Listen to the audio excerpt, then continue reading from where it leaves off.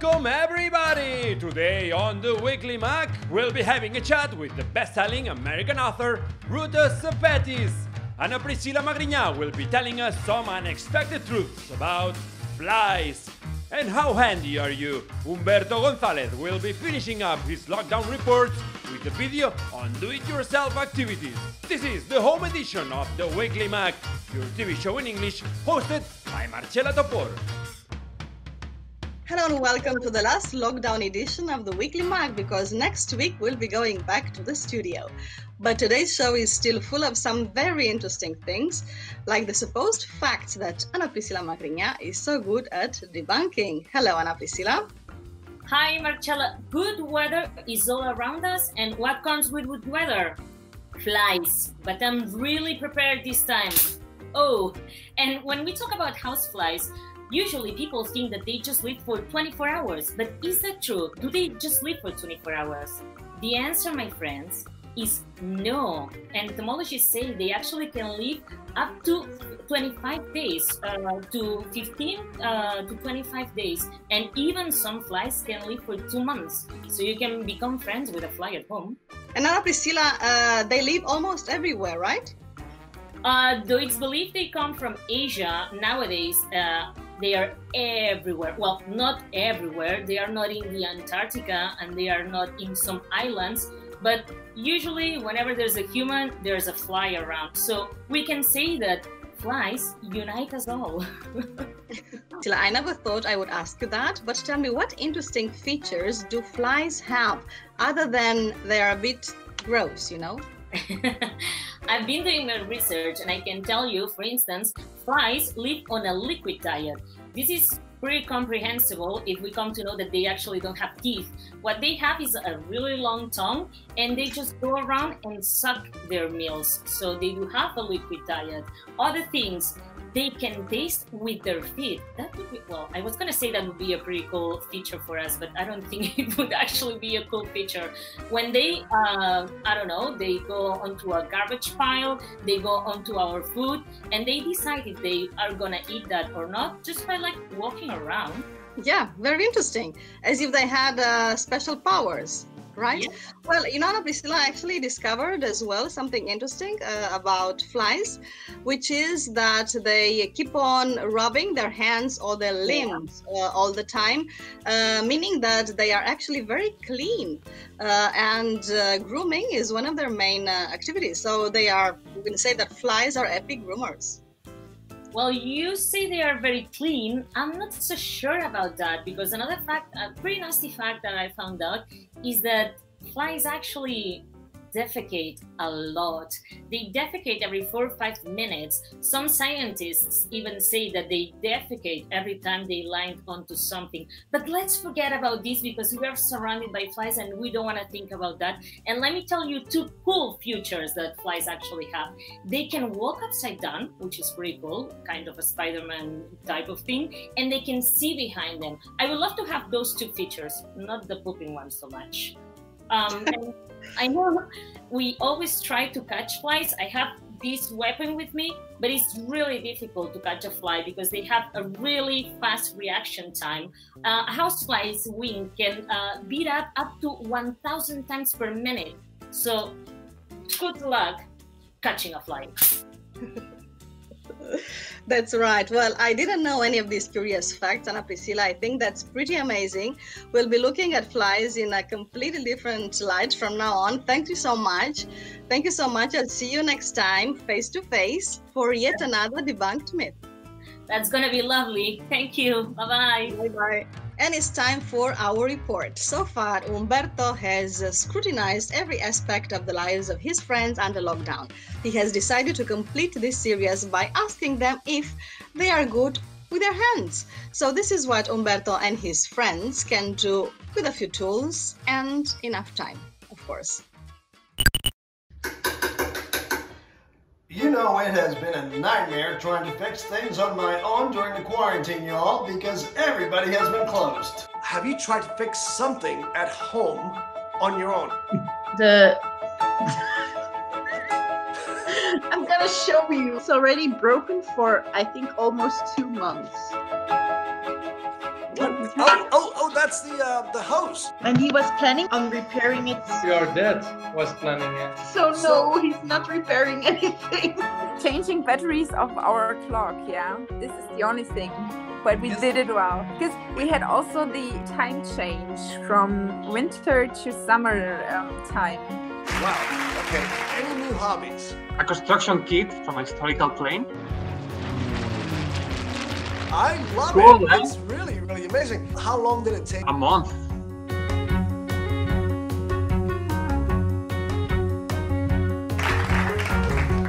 What about your kid? You start like talking a few words, so that's now my hobby, to listen my son all the time constantly. So throwing things. I cannot wait for my mango tree to become like your mango tree. Yours is going to take a few years. My God, y'all, my plants have been multiplying probably like people during the quarantine, and now I have so many of them, I'm gonna have to probably move out into the country and get me a farm. Here you have the mango tree, y'all. Manguela has grown into a beautiful young lady. And then you have the avocado tree, Rose, with her two little sisters. And here you have the kiwi trees, ladies and gentlemen. Here you have the cherimoya tree growing upside down. That's why her name is Diana Ross. Upside down. What's your favorite tool? Do you like drilling? Yeah, I do actually. The toolkit. Well, you got your flathead, Oh my gosh. pliers, a good hammer, a messy glue to work with. This is another one of my favorites. So you can actually tell what 9 inches is. Can you show us your tools? That is a big scale. My God. That is huge. Good Lord, child. We have a big size, you know? Conclusion, ladies and gentlemen, it looks like people have been able to improvise with do-it-yourselves and hobbies during the quarantine. However, they have spent too much time talking about tools. And today we are very happy to be able to talk to a best-selling American author. Her debut novel, Between Shades of Grey, catapulted her into the bestseller lists 9 years ago. She is now presenting her 4th historical novel, The Fountains of Silence, also available in Spanish, a moving story set against the backdrop of Franco's dictatorship, a book which has already had excellent reviews. So what took this American writer of Lithuanian descent to delve into Spanish post-war history? Well, let's connect to Nashville, Tennessee in the United States and ask her. Ruta Sepetys, hello from Catalonia. Welcome to our show. Hello from Nashville. Thank you so much for having me. Well, thank you for being here with us. Ruta, we'd have loved to interview in our studio in Barcelona as planned, but for obvious reasons, it hasn't been possible. So tell us, was the lockdown productive for you as a writer? Yes, it's been productive for me as a writer and as a reader and as a student of history, because we're living history. But the difficult thing is not being able to communicate in person with people. Well, hopefully it won't be long before we can, start to have normal relationships again with our friends and family and to work, right? Definitely. Ruta, you have a wide base of both young and adult readers from all over the world. So tell us, how did the idea of writing a novel set in post-war Spain come about? The idea came about from those readers that you just mentioned, readers who are young and readers who are adults, readers who are seniors and elderly.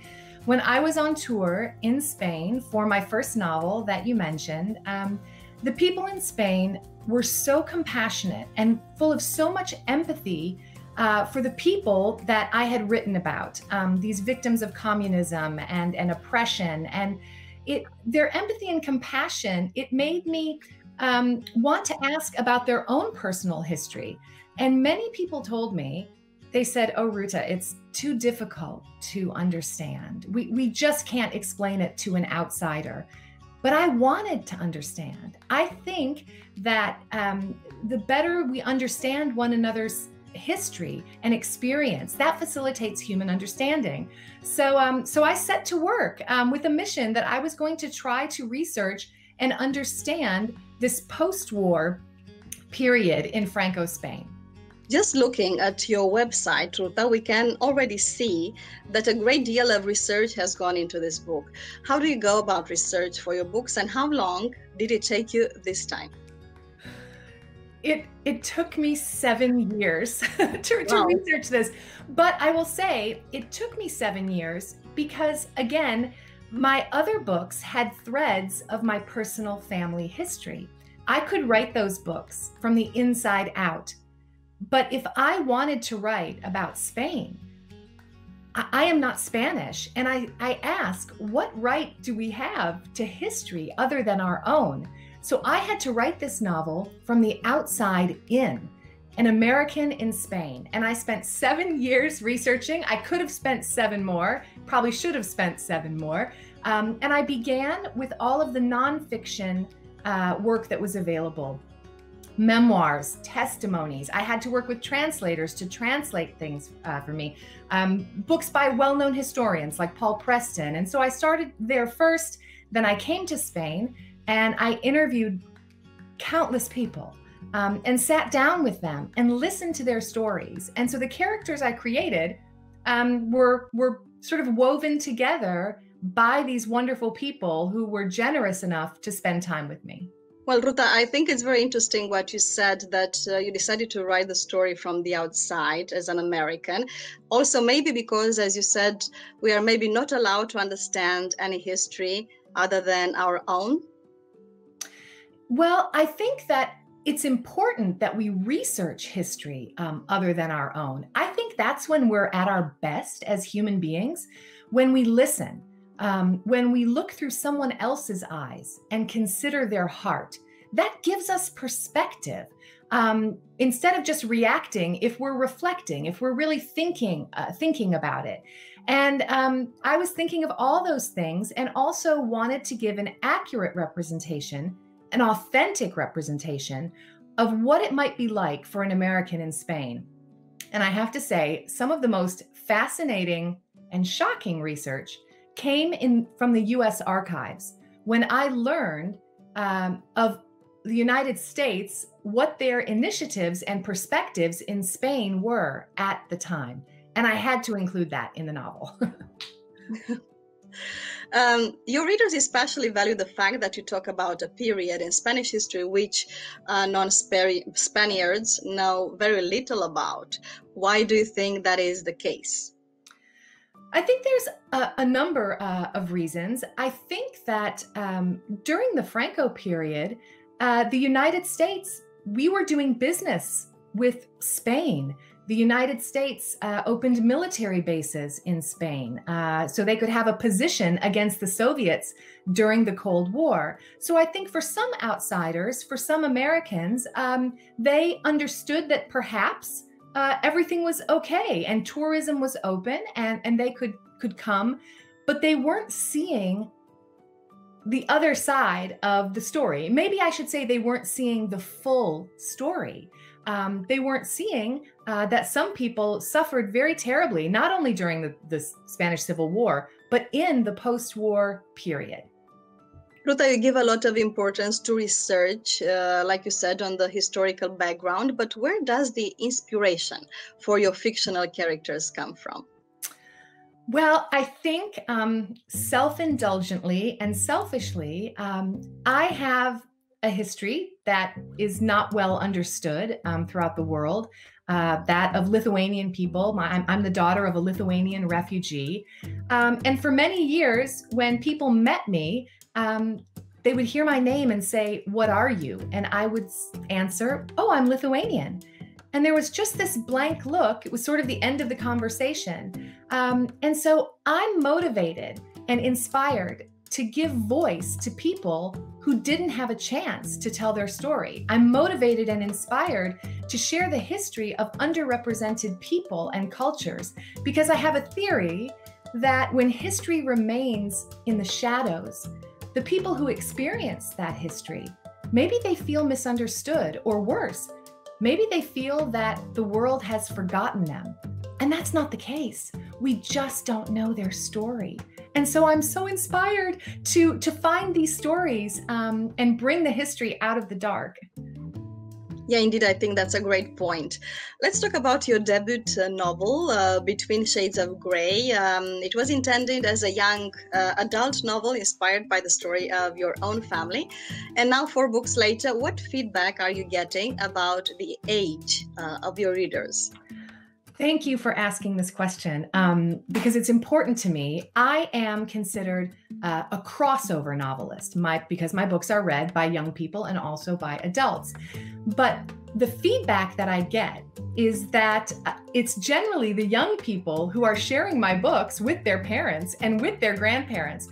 And I'm grateful for that because I think that all of your viewers and you can think of a book that you read when you were a teenager that made an impact on you. We carry those books, those characters, those feelings with us into adulthood. There's a great opportunity to make an impact with readers of that age. They're the ones who are going to carry our fading history into the future. And so the feedback I've gotten so far has been very good. And people sometimes wonder, are you really an author of adult books? My intended audience, I would love to reach young people. And so they can learn about this history and carry it forward. Excellent. Well, Ruta, I'm afraid we've run out of time. Thank you so much. It's been a pleasure talking to you. And well, good luck with the book and with all your projects. Thank you so much. And I hope that all of your viewers, that they're doing well, that their families are well, and that we can be together again soon. But until then, thank you so much. Thank you, Ruta. Take care. Bye-bye. Bye. And now let's move on to our internet recommendations. Joan Kama has tracked down several world-famous chefs on social media. And our film expert, Mikel Lopez, is going to tell us about an unsettling movie, which, remember, you can watch on streaming at ebiblio.cat. That is, if you wouldn't prefer, for example, a book like The Ballad of the Sad Café, recommended by Eneida Horta from the Xarxa de Bibliotecas Municipals of the Diputació de Barcelona.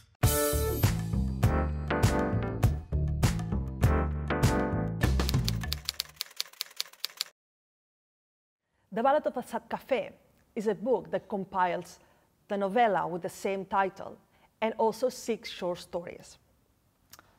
It was published in 1951, and by that time, Carson McCullers, the author, had already published The Heart is a Lonely Hunter. This is a short book, and if you want to start reading McCullers' work, it could be a good option. Also because it reflects her main styles and topics: loneliness, rejection, love, the delicacy when expressing feelings. She's considered one of the most influential American writers. I invite you to read her work and discover why.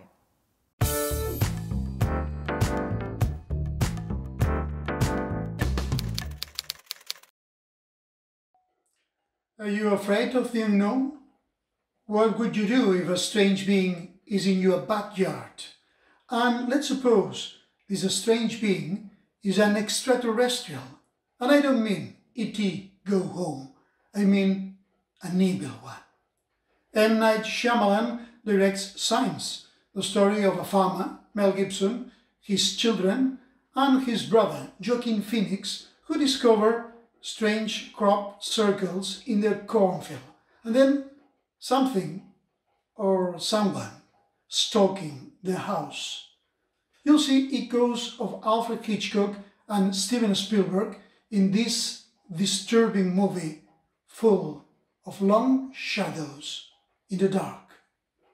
Are you afraid of the unknown?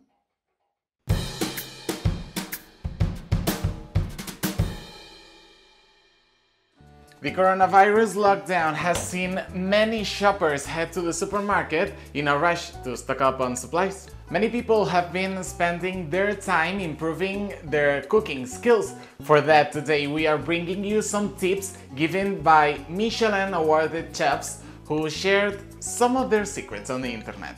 Italian chef Massimo Bottura not only owns 3 Michelin stars but also 1.4 million followers on Instagram.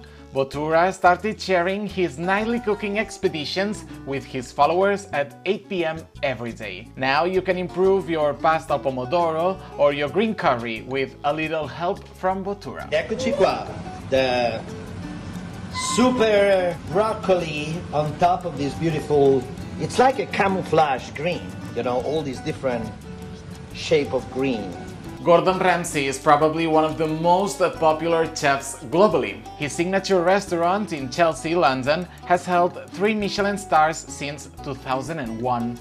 Yet he's better known for presenting TV shows like Hell's Kitchen or MasterChef. These days he's been sharing easy recipes that only will take you 10 minutes, more or less, in the kitchen. Hand up to me, for goodness sake. It's not all about you, it's about the food. It's all about the carbonara. Yeah, right. Not you. There have also been a lot of solidarity campaigns in order to help those in need.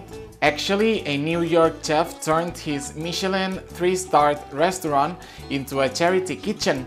Chef Daniel Hum and his team have been preparing 3,000 meals a day for frontline workers and underprivileged New Yorkers. Yet some of us still can't even prepare a simple omelette. Any advice? English is a particularly rich language when it comes to telling and describing stories, even when there isn't a single thread of truth to them. Let's learn quick and effective ways to brush off untruthful stories with our collaborator and teacher, Mark Roderick.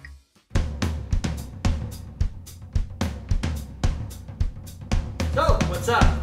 So imagine friends of yours are telling you a true story, but you actually know that it's not true. You can say it's nonsense or it makes absolutely no sense. If you want to be a little bit more informal, you can say that's rubbish. However, if you really want to go one step further and somebody's telling you a whopper of a lie, you can say that's absolute bullshit. But be careful, because you don't want to be caught being a potty mouth. Finally, in England, they use this crazy expression called codswallop. For example, the dog ate my homework. Well, that's just a load of codswallop. So remember, don't bullshit a bullshitter. Take care. And from false stories to true ones, let's take a look at the very real origins of the idiom sent in by our viewers with our language speleologist, Marius Serra, of course. Hello, Marius. Hi, Marcella. Well, after Mark Broderick's collaboration in which he talked about bullshit, I have to say that our second idiom is along similar lines, and our first one is also pretty interesting. Check them out. My favorite idiom is stuffed as a brush, which I say when someone is very silly. One of my favorite expressions in English is get your shit together. The truth is, I don't know where this expression comes from, but I really like it because I think it's very graphic. And why? Because we used to avoid problems instead of facing them. And because of that, we create like a mountain of trash with all the problems. And there comes a time in life that we have to face them. We have to take this mountain and clear our mind and in a nutshell, get our shit together. Thanks to Marta Villaplana and Mireia Tree for their idioms. And if you have a favorite idioms, you can tell us about it in a short horizontal video and send it to twm@laxarxa.cat. So, Marius, get your shit together and deft as a brush. Which one is going to be first? I cannot explain the meaning of get your shit together better than she does. But we can look at another similar example.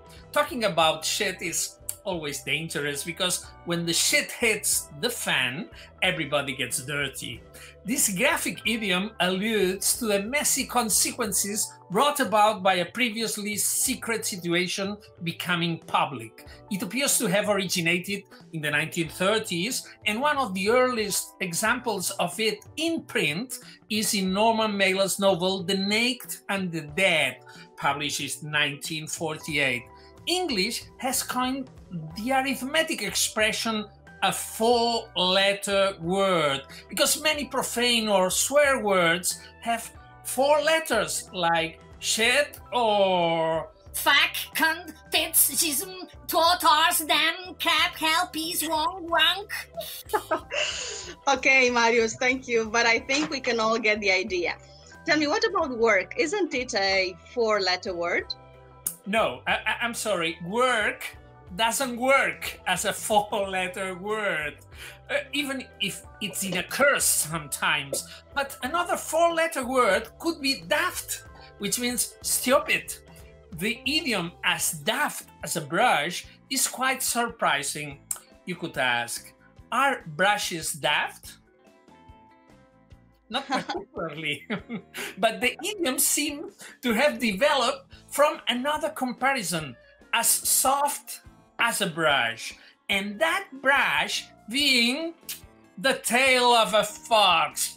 This is fake fox, but it works like it. Foxes' tails are quite soft and pleasant to the touch. But the important thing is that in Northern English, that is English spoken in the north of England, soft is a term for stupid. So that makes sense. A worse theory could be that brushes were the boys that were employed to climb inside chimneys to sweep them. The idea could be here that those boys were made into idiots but being repeatedly dropped on their heads when being lowered down the chimneys. No. That's a good one. Marius, I think I like the other options better. Well, it's time, I'm afraid, for the guess words, but first the solution to last week's enigma. Yeah, I don't think our viewers are daft as a brush, and they have reacted for sure. The clue was occurring to a high degree in a campsite. It was 7 letters. Any idea about this high degree in a campsite? The answer is intense. Yeah, something intense is something that happens to a high degree, intensity. And well, intense sounds just like tense. And that's where many things happen in a campsite, inside tents. Mm-hmm. Well, Marius, now I think you're really playing around with words. Absolutely. This week, I've prepared a shorter guess word. Here's the word. Yeah? To rain anything but money, 4 letters. To rain anything but money, 4 letters. Well, that's great. A short one this time. Let's see who's going to be the first to crack it. You can find the guess word on our social media and be the first to post our solution. Well, Marius, thank you so much. Until next week in person. Oh, that will be great. Hopefully. Bye-bye. Bye-bye. Looking forward to it. Well, and that's all for today. We're going to say goodbye to our last home edition. So tune in next week for a 1-hour show from our original studio set with even more content to help you keep up your English. Until then, you can check out our website or follow us online as well. Have a great week. Bye-bye.